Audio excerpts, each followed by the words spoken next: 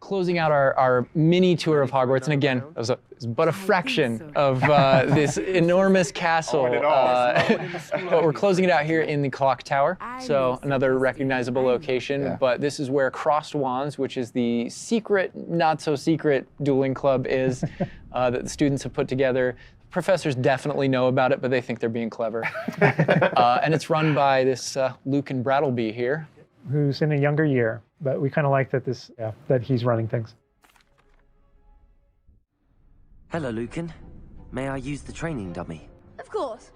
I'll fetch it and give you a list of combinations to practice. Ready to have a try now? That would be wonderful. Be sure to cast all your spells before the dummy lands. If you need to stop practicing before you finish all of them, let me know. And this is a really good opportunity to now jump into combat, because really in the game, this is going to be the first time where you yourself get to learn about combat and combos in a big way and in a new way. For me personally, this was where the game really starts to open up to the possibilities. Yeah. So we've set up a training dummy, and this is kind of an activity where you're supposed to execute according to kind of the iconography on the top. Now, what we see on the top is the Accio spell, followed by 4 what we just kind of lovingly refer to as basic shots. There are certain spells what the wizards kind of use, just kind of fling. Andrew's using one now. And you trigger that by tapping R2 on your controller. So you can see in the corner R2. So if you tap R2, that throws out a basic shot. But that R2 is also your gateway to all of the spells that you might slot. So if you hold R2 instead, you can see how the diamond expands. And if we let go, you see how it contracts. Yeah. And so if you hold it again, it expands.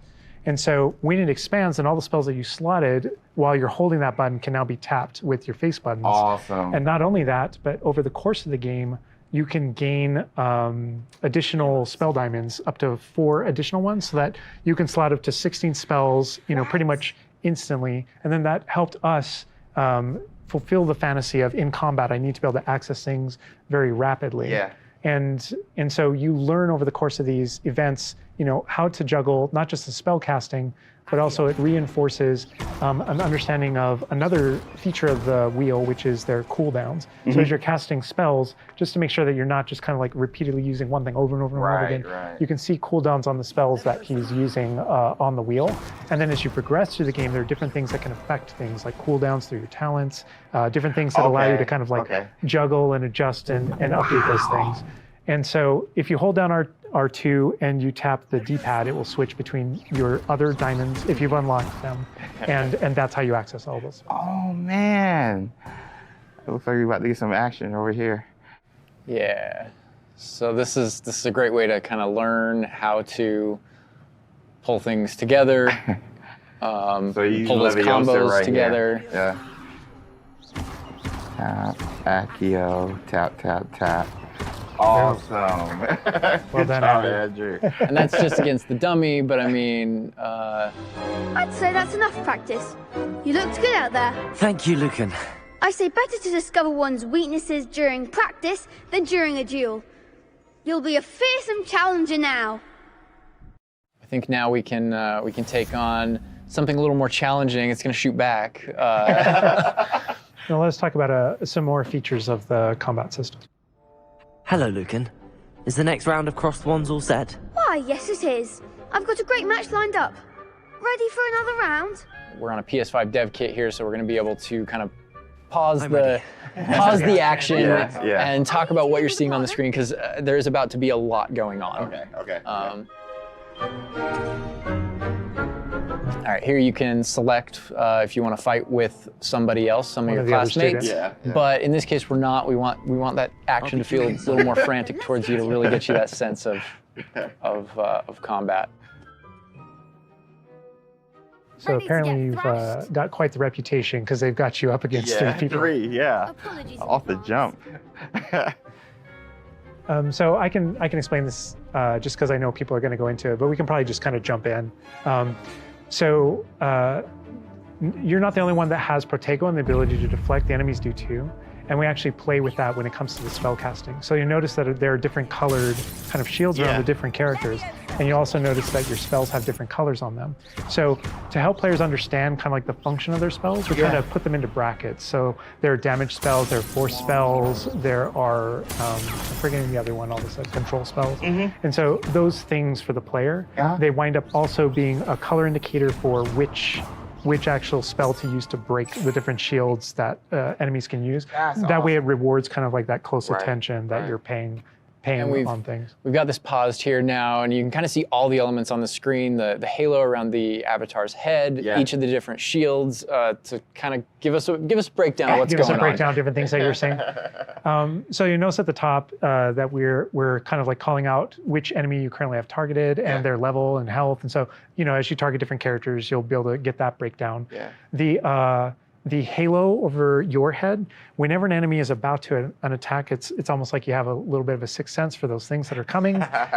If you see the halo, it means there's an incoming attack, and if you tap the triangle button by default, then that you'll be able to deflect that attack that comes in and off with the protect. And I love that deflect where it goes off and like hits things up and kind of breaks things off walls too. But also, if you hold the button, then it doesn't just deflect. It also deflects and turns around with a counter attack stupefy that actually stuns the enemy.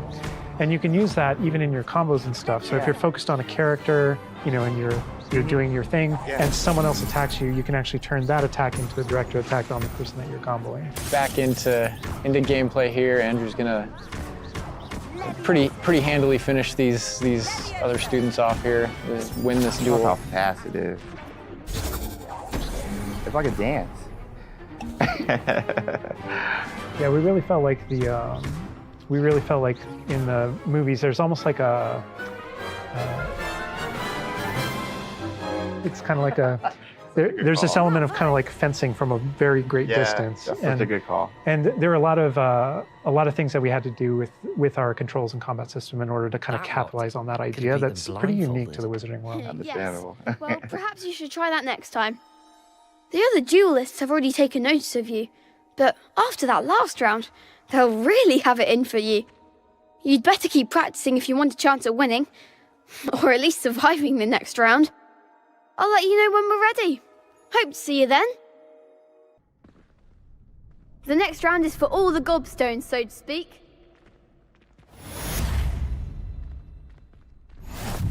And that is more or less going to wrap it up for us for now, for what we wanted to show you. Character creator, tour of Hogwarts, and just that little taste of combat. But we didn't want to leave you without maybe a little taste of something that we may show in the future, may show next time. You know, so leaving the castle, going out here. More owls confirmed. Owl mail. There's the owlry again. Yes, all of the owls. But yeah, just heading out here again to show you like from Hogwarts to the world beyond Hogwarts. And this is not somewhere where we're going today, but we will definitely be taking you in the future. Little glimpse at the scale of the castle back there.